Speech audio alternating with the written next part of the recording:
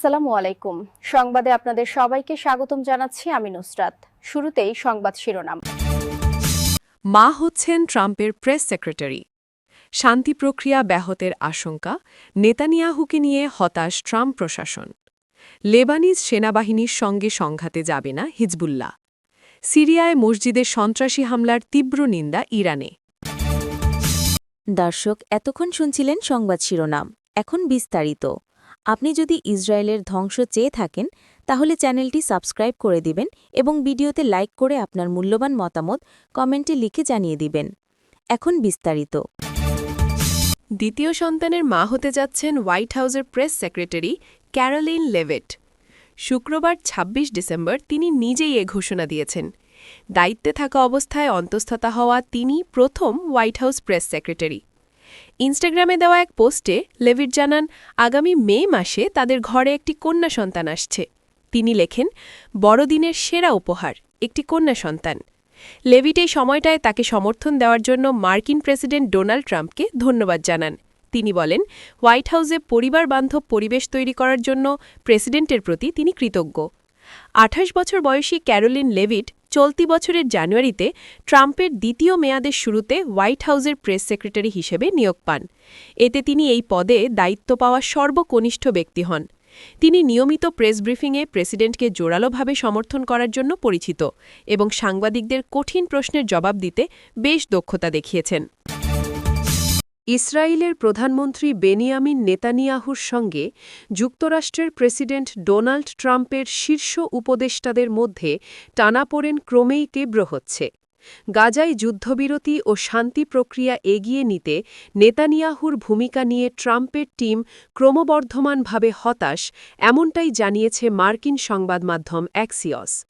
প্রতিবেদনে বলা হয়েছে, ট্রাম্পের ঘনিষ্ঠ উপদেষ্টা মহলে থাকা ভাইস প্রেসিডেন্ট জেডি ভ্যান্স, পররাষ্ট্রমন্ত্রী মার্কো রুবিও, ট্রাম্পের জামাতা জ্যারেড কুশনার, বিশেষ দূত স্টিভ উইটকফ এবং white house chief of staff সুজি ওয়াইলস সবাই মনে করছেন নেতানিয়াহু ইচ্ছাকৃতভাবে শান্তি চুক্তির বাস্তবায়ন ধীর করছেন এবং গাজায় যুদ্ধবিরতি দুর্বল করার চেষ্টা করছেন। তবে এক ইসরায়েলি কর্মকর্তা দাবি করেছেন, এই বিষয়ে রুবিওর অবস্থান নেতানিয়াহুর সঙ্গে তুলনামূলকভাবে ঘনিষ্ঠ, যেখানে উইটকফ ও কুশনারের অবস্থান ভিন্ন। হোয়াইট হাউসের এক কর্মকর্তা জানিয়েছেন, ট্রাম্পের মূল উপদেষ্টা দলের সমর্থন কার্যত হারিয়েছেন নেতানিয়াহু। যদিও ট্রাম্প নিজে চুক্তির অগ্রগতি আরও দ্রুত চান এবং তিনি এখনও নেতানিয়াহুর একমাত্র গুরুত্বপূর্ণ সমর্থক হিসাবে রয়েছেন। প্রতিবেদনে আরও বলা হয়, গাজা নিরস্ত্রীকরণ সহ বহুস্তর বিশিষ্ট শান্তি পরিকল্পনায় উইটকফ ও কুশনার যে প্রস্তাব দিয়েছেন তা নিয়ে নেতানিয়াহু স্পষ্ট সংশয় প্রকাশ করেছেন। এই মতবিরোধ সম্পর্কে অবগত থাকায় আগামী সোমবার মার-আ-লাগোতে বৈঠকে তিনি সরাসরি ট্রাম্পের সঙ্গে কথা বলে নিজের তুলনামূলক কট্টর অবস্থান গ্রহণে তাকে রাজি করানোর কৌশল নিয়েছেন বলে এক জ্যেষ্ঠ ইসরায়েলি কর্মকর্তা অ্যাক্সিয়সকে জানিয়েছেন। চুক্তির প্রথম ধাপ, যা গত ১০ অক্টোবর কার্যকর হয়, তাতে ইসরায়েলি জিম্মিদের মুক্তির বিনিময়ে ফিলিস্তিনি বন্দীদের মুক্তির বিষয়টি অন্তর্ভুক্ত ছিল। তবে এই ধাপে যুদ্ধবিরতি কার্যকর রাখার প্রতিশ্রুতি পুরোপুরি পালন করতে ব্যর্থ হয়েছে ইসরায়েল। যুদ্ধবিরতির পরও ইসরায়েলি বাহিনীর হামলায় অন্তত ৪১১ জন ফিলিস্তিনি নিহত হন এবং ১১১৮ জন আহত হয়েছেন। চুক্তির দ্বিতীয় ধাপে গাজা শাসনের জন্য একটি অস্থায়ী টেকনোক্র্যাটিক কমিটি গঠন, পুনর্গঠন কার্যক্রম শুরু, একটি শান্তি কাউন্সিল প্রতিষ্ঠা, আন্তর্জাতিক বাহিনী মোতায়েন, গাজা থেকে আরও ইসরায়েলি সেনা প্রত্যাহার এবং হামাসের নিরস্ত্রীকরণ অন্তর্ভুক্ত রয়েছে।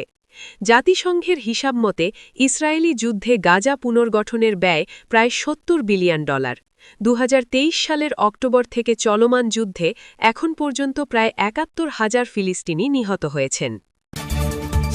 লেবাননের সশস্ত্র প্রতিরোধ সংগঠন হিজবুল্লাহ লেবানিজ সেনাবাহিনীর সঙ্গে কোনো ধরনের সংঘাতে জড়াবে না এবং দেশটির অভ্যন্তরীণ বিভাজন বা গৃহবিবাদ মেনে নেবে না বলে জানিয়েছেন সংগঠনটির নির্বাহী পরিষদের প্রধান শেখ আলী দামুশ। শুক্রবার ২৬ ডিসেম্বর বৈরুতের দক্ষিণ উপশহর দাহিয়েহর সাইয়েদা জায়নাব মসজিদে জুবার নামাজে দেওয়া ভাষণে তিনি একথা বলেন।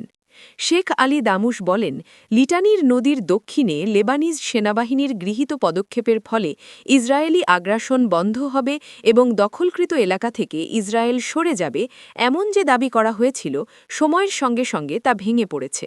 তিনি উল্লেখ করেন, সেনাবাহিনীর তথাকথিত প্রথম ধাপ বাস্তবায়নের প্রায় শেষ পর্যায়ে পৌঁছালেও ইসরায়েলি হামলা বন্ধ হয়নি, বরং আরও বেড়েছে।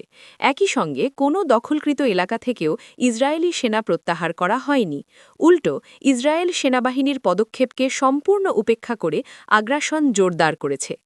আল মানার টিভির ইংরেজি ওয়েবসাইট জানিয়েছে, শেখ দামুশ লেবাননের কর্তৃপক্ষের কঠোর সমালোচনা করে বলেন, চুক্তির আওতায় লেবাননের করণীয় বিষয়গুলোকে ইসরায়েলের বাধ্যবাধকতা থেকে আলাদা করে দেখানো একটি বড় ভুল সিদ্ধান্ত।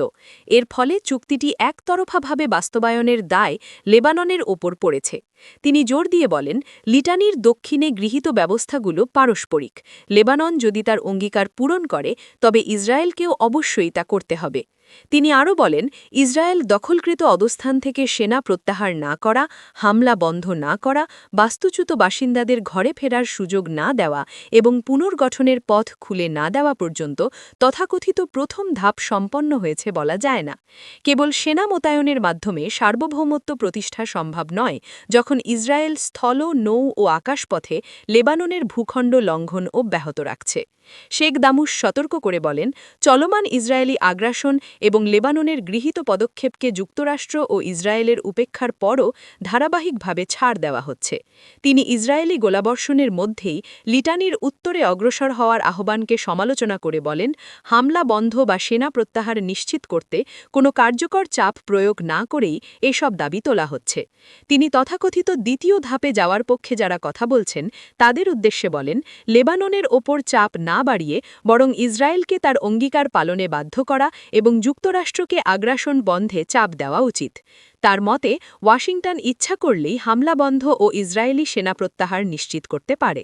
তিনি দাবি করেন, ইসরায়েলি আগ্রাসন যুক্তরাষ্ট্রের পূর্ণ সমন্বয়েই পরিচালিত হচ্ছে এবং যুক্তরাষ্ট্র প্রতিদিনের হামলা ও হুমকির সরাসরি অংশীদার। শেখ দামুশ বলেন, চলমান মারণিক হামলা, গুপ্তহত্যা, রাজনৈতিক চাপ, অর্থনৈতিক ও আর্থিক অবরোধ এবং অভ্যন্তরীণ উস্কানির উদ্দেশ্য হল লেবানন তার সেনাবাহিনী ও প্রতিরোধ শক্তিকে পরস্পরের মুখোমুখি দাঁড় করানো এবং হিজবুল্লাহকে পশ্চাৎ অপসরণ বা আত্মসমর্পণে বাধ্য করা। এসব লক্ষ্য বাস্তবায়নে যুক্তরাষ্ট্র, ইসরায়েল এবং তাদের অভ্যন্তরীণ সহযোগীরা সব ধরনের উপায় ব্যবহার করছে বলে তিনি অভিযোগ করেন। তিনি স্পষ্ট করে বলেন, যারা মনে করছে রাষ্ট্র, সেনাবাহিনী বা প্রতিরোধের সামাজিক ভিত্তিকে ব্যবহার করে হিজবুল্লাহর বিরুদ্ধে সংঘাত সৃষ্টি করা যাবে, তারা ভুল করছে।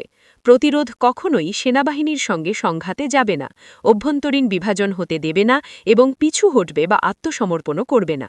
ভাষণের শেষাংশে শেখ আলী দামুশ বলেন, যতদিন আগ্রাসন ও দখলদারিত্ব অব্যাহত থাকবে, ততদিন প্রতিরোধের অধিকার থেকে হিজবুল্লাহ সরে যাবে না।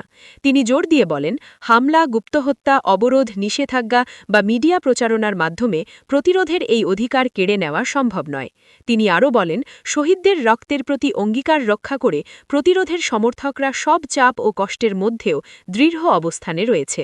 ইসরায়েলি দখলদারিত্ব, যুক্তরাষ্ট্রের প্রশাসন এবং তাদের অভ্যন্তরীণ মিত্রদের ধারাবাহিক লক্ষ্যবস্তু করা জনমত পরিবর্তন করতে পারবে না, বরং প্রতিরোধের সংকল্প আরও দৃঢ় করবে।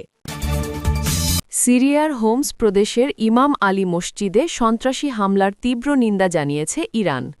এক বিবৃতিতে দেশটির পররাষ্ট্র মন্ত্রণালয়ের মুখপাত্র ইসমাইল বাঘাই হোমস প্রদেশের ইমাম আলী বিন আবি তালিব মসজিদে নামাজরত মুসল্লিদের উপর চালানো হামলাকে বেসামরিক নাগরিক ও উপাসনালয়ের বিরুদ্ধে স্পষ্ট সন্ত্রাসী সহিংসতা বলে উল্লেখ করেন। তিনি হামলায় নিহতদের পরিবারের প্রতি গভীর সমবেদনা জানান এবং আহতদের দ্রুত সুস্থতা কামনা করেন। সব ধরনের সন্ত্রাসবাদ ও সহিংস চরমপন্থার বিরুদ্ধে ইরানের দীর্ঘদিনের অবস্থান পুনর্ব্যক্ত করে বাঘাই বলেন, সিরিয়ায় চলমান নিরাপত্তাহীনতার মূল কারণ হল অবৈধ বিদেশি হস্তক্ষেপ, দেশটির সার্বভৌমত্ব ও ভৌগোলিক অখণ্ডতার লঙ্ঘন এবং সিরিয়ার কিছু অংশ দখল করে রাখা। তার মতে এসব কারণই সন্ত্রাসী গোষ্ঠীগুলোর টিকে থাকা, বিস্তার এবং কার্যক্রম চালিয়ে যাওয়ার পরিবেশ তৈরি করেছে।